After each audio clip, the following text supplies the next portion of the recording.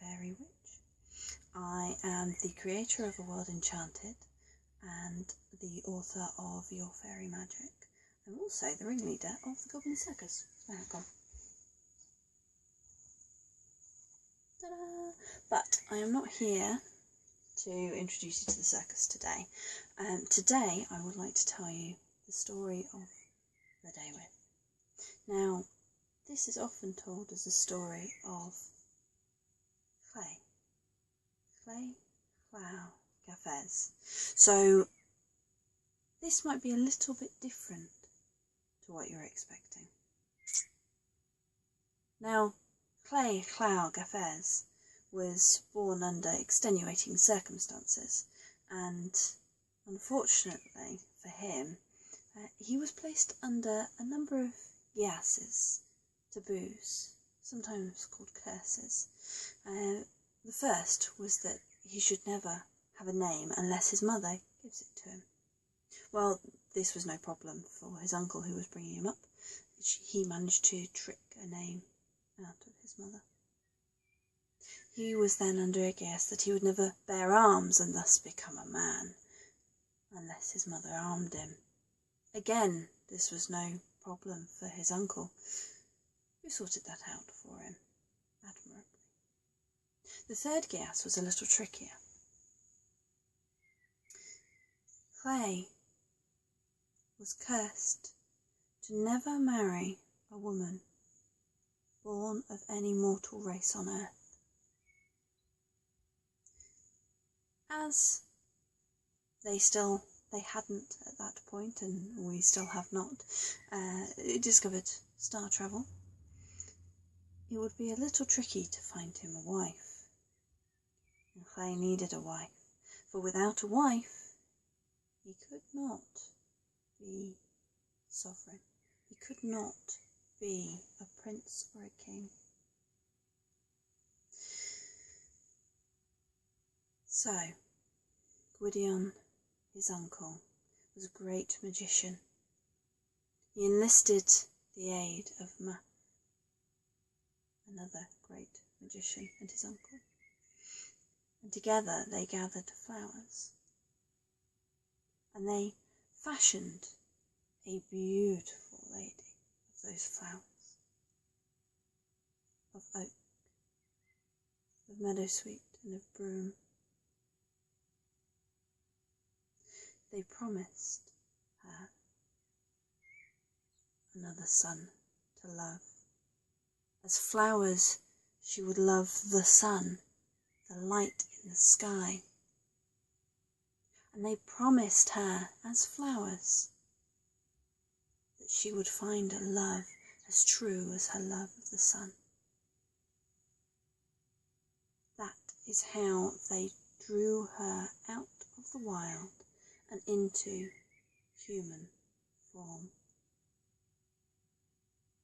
They dragged her from that other world. They moulded a body for her, and they set her to marry Clay Clow Gafes. They called her Blodeuwedd, flowers, for that is what she was. For a good many months, 6, some say, 18, others, she was happy. They were together, they were lovers. It was a great adventure. It was new and exciting. He was kind and generous. And then one day came where he left for work. And Blodeuwedd was left alone. Before long, a handsome man, a dark man, and his retinue came riding by. Where Clay was golden haired, Bronwyn was dark. and he rode into Blodeuwedd's life, and she welcomed him into the house, as a good hostess should. And she made him and his men welcome, and they got to talking. Blodeuwedd and Gronu found each other, falling in love. And this was a love that she had chosen. This was stronger than what she felt for Clay. This was different. And Gronu had chosen her, not because she was the only choice, but because he found her fascinating, because he found her beautiful, because he found in her a kindred spirit. Now what this says about Gronu, I'll leave up to you to imagine. Gronu and Blodeuwedd became lovers, but before long Clay returned, and Gronu had to slip away. Blodeuwedd couldn't stand it, and she hatched a plan. She knew that Clay could not be killed easily. His magician of an uncle had made sure of that. So she endeavoured to find out what it was, how it was that he could be removed. "Dear husband," she said, "dear husband, I'm ever so worried." "I noticed you'd been more pensive than usual," he commented. "What is it, love?" "Well, I'm worried about you dying." What could that happen?" He laughed. "It's very unlikely. I cannot be killed in a house, nor outside. I cannot be killed by a normal weapon. I cannot be killed on horseback or on foot." "Oh, well, that's good," she said. "Then it is unlikely that you will be killed." And she let a little while pass. And then she questioned him again. "Dear husband, I'm still worried. Tell me, how could that happen? I can't imagine, but there must be a way. Tell me, so that I know just how ridiculous it is." And Clay laughed, and he said, "Well, I can only be killed by a spear that has been fashioned only on holy days, and only when people are busy in prayer or ritual. And, well, as I said, it's not on horseback nor on foot, but I suppose if you fashioned a bathhouse on the edge of the river, which was open to the river, and put in a metal bath, and I stood on one edge of the bath and on the back of, well, let's say a he-goat, definitely not a horse, then I would be neither indoors nor outdoors, and neither on foot nor on horseback. And then the special weapon would have to be made, and then it would have to be thrown with such force that I didn't spot it. For you know how good I am at spotting things and at defending myself and getting out of the way. I'm an excellent marksman." And she laughed and she said, "Yes, you're right. That does sound so ridiculous. There's no way that would happen. Thank you, my dear." And as soon as she got the chance, she went and she told Gronu. And she set him to making the weapon over the course of the next year, only on holy days when everyone else was at prayer or ritual. And as the year came to an end and Midsummer's Eve was approaching, she said, "Dear husband, I'm still worrying. I can't help it. Please, can you show me just how ridiculous that is? Just so that I can know that you could never get into that situation by accident." "Of course, my love," he said.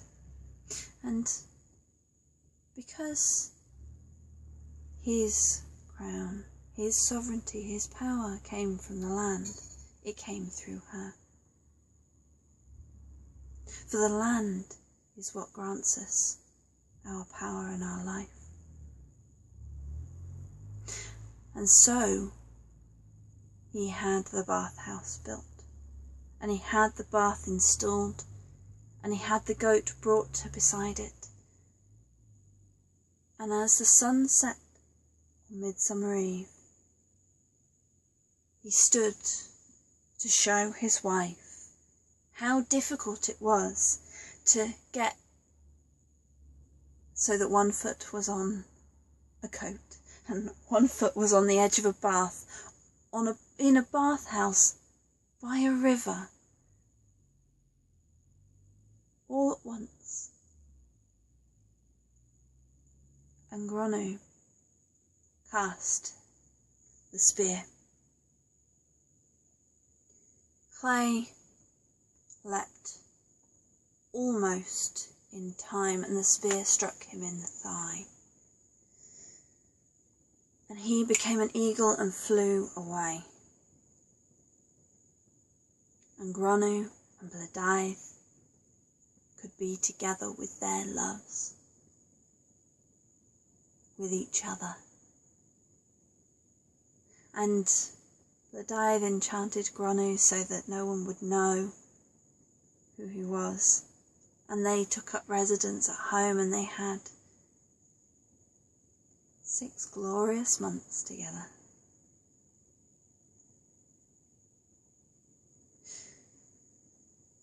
Gwydion realised that something was wrong and went and found Clay and nursed him back to health and back to human form. And when he was strong enough, Clay and Gwydion went to deal with Gronu and Blodeuwedd. And Clay said to Gronu, "Well, as a man you must stand and take what you dished out to me." And so Gronu died from a spear in the chest. And Blodeuwedd and her ladies ran. They ran and ran and ran over the mountains, through the forests, and Gwydion chased them. He conjured up a lake that swallowed all of Blodeuwedd's ladies, and they drowned everyone. And when he finally caught her, and she stood before him, powerless, he said to her, "You loved the sun. Now I will make it so that you can never look upon the sun again, so that you can never see the light of day again. How dare you? How dare you?" And he transformed the Lady of Flowers into a creature of the night. She became a tawny owl, and she flew into the treetops. And there you can still hear her. And the locals in Wales will call an owl, though it's not the official name, Blodeuwedd, flower face. For a tawny owl bears the marks of a petal, the flowers around its eyes. Because all tawny owls came from Blodeuwedd, the power of the land that chooses. And Gwydion thought that this was a punishment for her, and it is true that she would always miss the day.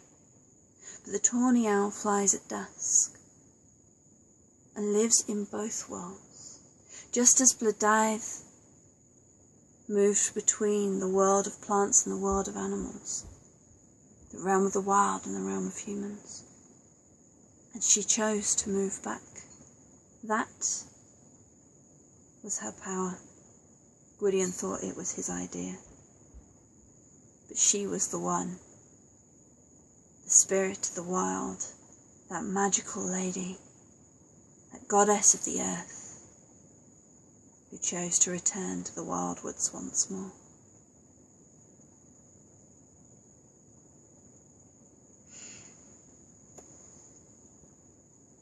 There are many other stories in the collection, of which this is only a part, but those are tales for another time.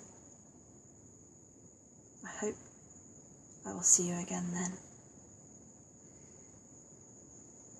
For now, let me play to honour Blodeuwedd, and the spirits that guide our way.